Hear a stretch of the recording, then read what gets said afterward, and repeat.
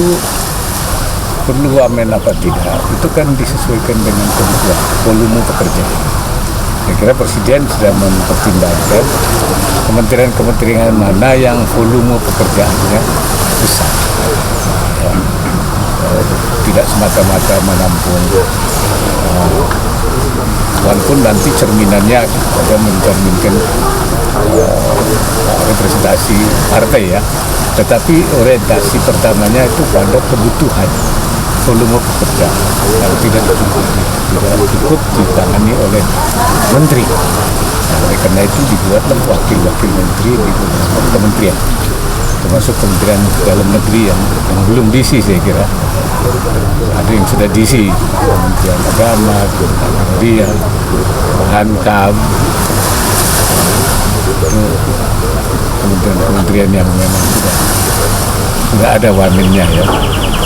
Kementerian Dalam Negeri mungkin dianggap volumenya cukup besar untuk menangani masalah provinsi, kabupaten, kota yang cukup besar, juga perlu ada penambahan.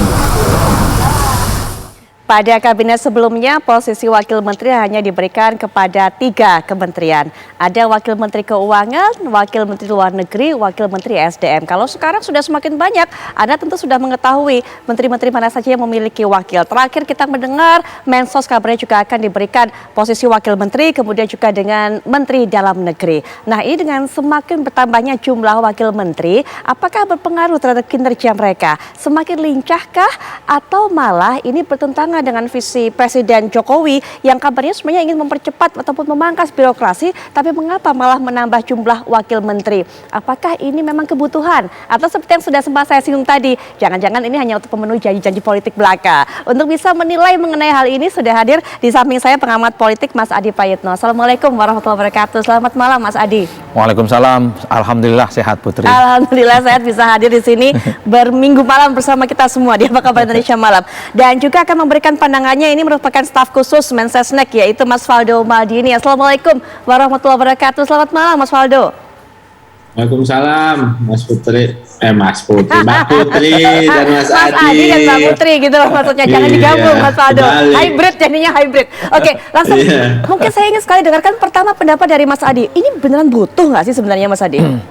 Ada 2 hal yang sebenarnya kenapa soal posisi wamen itu jadi ramai ya Putri. Pertama, sejak awal itu Jokowi kan terkesan ingin membuat satu diferensiasi politik. Satu misalnya beliau itu tidak mau misalnya ada anggaran yang membengkak, ada birokratisasi, sehingga kerja-kerja kabinet itu bisa bekerja dengan maksimal. Dan tentu di tengah pertumbuhan ekonomi yang tidak bagus saat ini, maka penambahan wamen itu justru akan menambah postur anggaran kita yang semakin berat. Pada level itu saja publik sebenarnya sudah mulai keberatan. Ini kok ada keinginan memangkas birokrasi supaya makin ramping, kok malah nambah wamen yang sampai saat ini jumlahnya 17. Yang kedua, pada level substansi, nah apa gunanya misalnya menteri bisa bekerja secara maksimal, kok tiba-tiba ada wamen?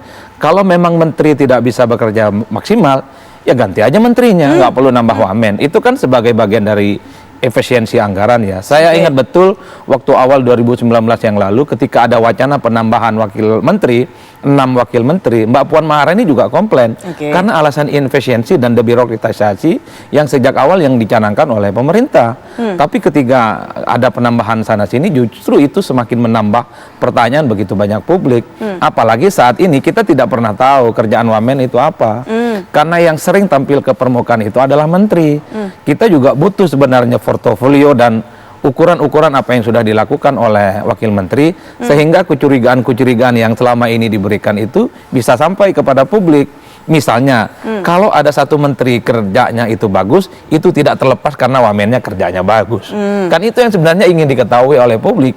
Jangan sampai wamen itu hanya sebatas ban serep, politik akomodasi, dan tentu itu hanya membebani anggaran negara kita yang pertumbuhan ekonomi kita saat ini sedang tidak terlampau kondusif. Mas Faldo, langsung saja membebani anggaran kita, kemudian tadi itu ini jangan-jangan hanya merupakan servis politik saja. Iya, Mas Adi, Mbak Putri, kali ini benar ya? Betul, kali ini betul. Jadi justru kita itu benar ya, bahwa ini kan tidak langsung diisi. Makanya dinilai dulu nih, sekali lagi ya, tidak langsung diisi, tapi betul-betul dinilai. Karena di sini kita akan berbicara soal optimalisasi gitu. Karena kan ini memang judgement-nya dari Bapak Presiden. Semuanya itu kerjanya Bapak Presiden, kerjanya pemerintahan di bawah Presiden Joko Widodo, bukan menteri satu persatu. Ya kan, ini kan visi misinya kan visi misi Bapak Presiden, sudah berkali-kali disampaikan. Gitu. Jadi memang itu respon untuk Mas Adi ya. Jadi memang sebenarnya kalau dalam kelembagaan untuk beberapa kementerian yang besar itu untuk menanggapi suasana ketidakpastian yang ada seperti sekarang, dan kebutuhannya pun juga disesuaikan gitu. Jadi ada posisi wamen itu tidak berarti harus diisi. Ini memang sesuai dengan penilaian Presiden. Sekali lagi kami tekankan, betul-betul dinilai. Kalau perlu ya diisi. Kalau tidak butuh ya dibuka saja gitu. Karena kan kita bergerak sesuai dengan kebutuhan. Jadi memang sih soal Perpres Wakil Menteri ini memang selalu menarik perhatian. Kami selalu sampaikan juga karena selalu dikait-kaitkan dengan urusan-urusan lain. Tapi sekali lagi memang ada aturan yang membuka hal tersebut, dan sekali lagi ini tergantung judgement-nya Presiden. Sejak awal saya jadi staf sus kok Mbak, ini juga dibahas waktu itu ada Wamendikbud karena perubahan nama kementerian dan sebagainya. Toh sampai sekarang belum diisi kan? Jadi kan memang slot ini memang peraturannya ada untuk dibuka gitu. Tapi ya kalau belum ya belum. Jadi sejak hari pertama saya di istana ini ditanya ini Wamen ini, dan sampai sekarang gak diisi. Baik, ya jadi ya biarin aja gitu. Baik, ada slotnya, memang nggak harus diisi, tergantung kebutuhan. Nanti mungkin Mas Adi bisa berikan tanggapan, termasuk juga tadi Mas Adi sudah menyinggung masyarakat sebenarnya ingin tahu bagaimana portofolio dari para calon wamen ini. Nanti kita akan bahas setelah jeda berikut ini, kami sudah kembali. Baik, di segmen ini sangat terbatas sekali waktunya, jadi mungkin closing statement dari masing-masing narasumber. Mas Faldo singkat saja, karena juga masyarakat ingin sekali tahu ini, selama ini apa sebenarnya kerja dari wamen itu? Tidak terlalu banyak terekspos juga. Iya, sekali lagi ini kan juga jadi heboh jika dilihat dari kacamata politik ya. Ini jatah siapa, mau reshuffle ya, siapa yang akan digeser. Dan pertanyaan ini kan yang bikin heboh. Tapi kami di pemerintahan tetap fokus pada fungsi. Jadi kerja wamen ya kerja menteri ya kerja presiden. Jadi kita jangan kebalik-balik nih. Kalau menurut presiden sudah butuh, itu akan diisi. Presiden Jokowi selalu berbasis dengan fungsi. Kemendikbud digabungkan dengan Kemenristek agar alur kerjanya optimal.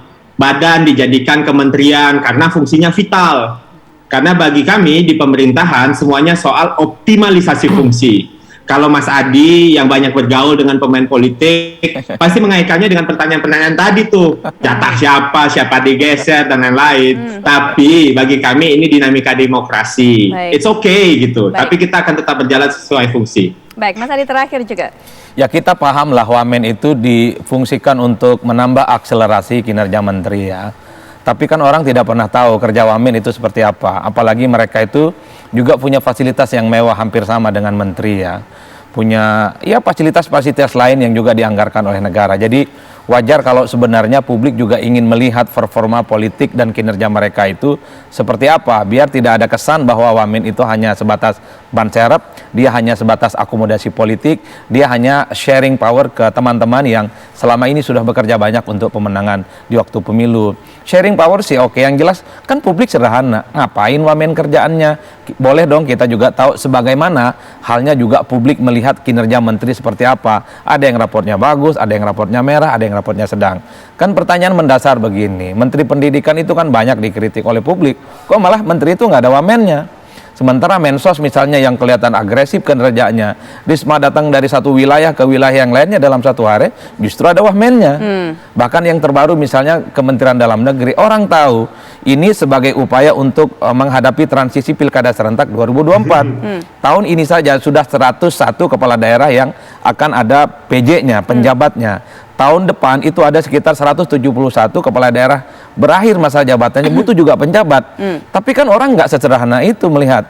Jangan-jangan adanya wamen di Kementerian Dalam Negeri ini supaya Pak Menteri itu tidak sendirian menunjuk petugas-petugas yang nantinya akan mengganti ratusan kepala daerah untuk kepentingan 2024. Kan itu orang bicaranya. Baik. Makanya disitulah kemudian ada statement politik, tafsir-tafsir yang kemudian Oke. Benar. Yang paling tahu cuman Pak Presiden dengan Mas Faldo itu aja.